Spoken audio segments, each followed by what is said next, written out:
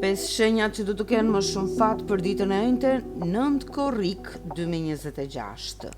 Për të ënjten 9 korrik, konfigurimi planetar sjell një intensitet të shtuar pasi hëna vazhdon tranzitin e saj te binjakët, duke u takuar me një konjunksion të saktë dhe mjaft elektrik me Marsin, ndërsa formon gjithashtu një aspekt harmonik sekstil me Mërkurin te Luani.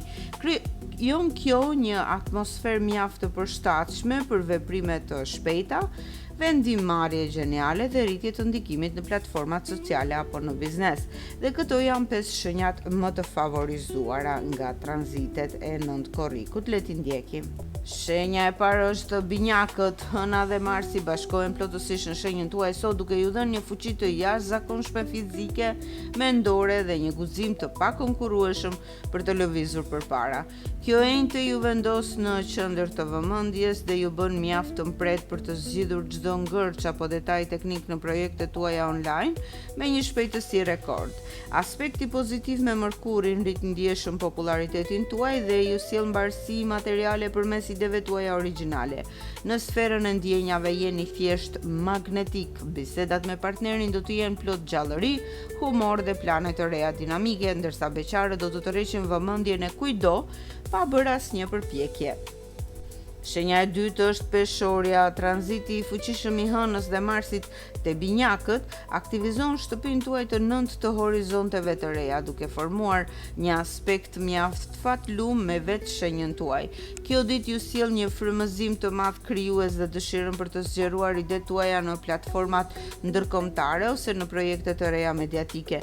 Çdo komunikim, botim apo strategji marketingu që nisni sot do të ketë një ecurim mjaft të qëndrueshme dhe do t'ju sjell përfitime të papritura afatgjata.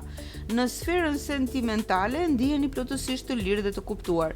Diskutimet e shtruara me njeriun e zemrës rreth qëllimeve të përbashkëta shpirtërore do të forcojnë mjaft lidhjen tuaj. Ujori, ky konstelacion i elementit të ajrit ndriçon në mënyrë perfekte shtëpinë tuaj të pestë të fatit të pastër, talenteve, dashurisë dhe investimeve të pavarura. Kjo enjte ju dhuron një intuit mjaft të mpret dhe një guxim gjenial për të spikatur në biznes apo në krijimin e përmbajtjeve që tërheqin audiencë të madhe. Keni fat në çdo iniciativë që kërkon origjinalitet dhe shkatësi mendore.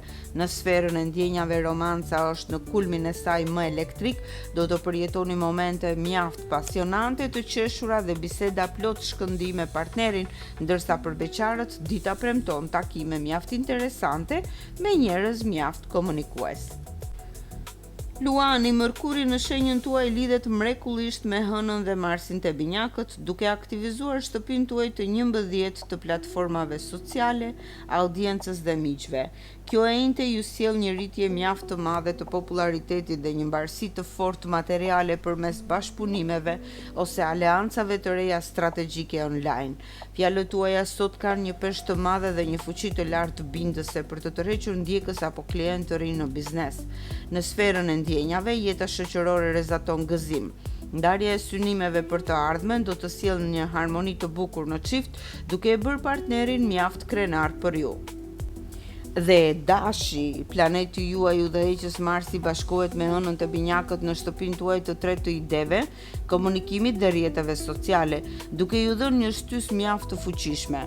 Kjo ditë ju sjell një rrjet të pafund me idesh dinamike dhe një aftësi të jashtëzakonshme për të përfunduar me sukses negociata të rëndësishme apo biseda pune që ju sjellin fitime të shpejta.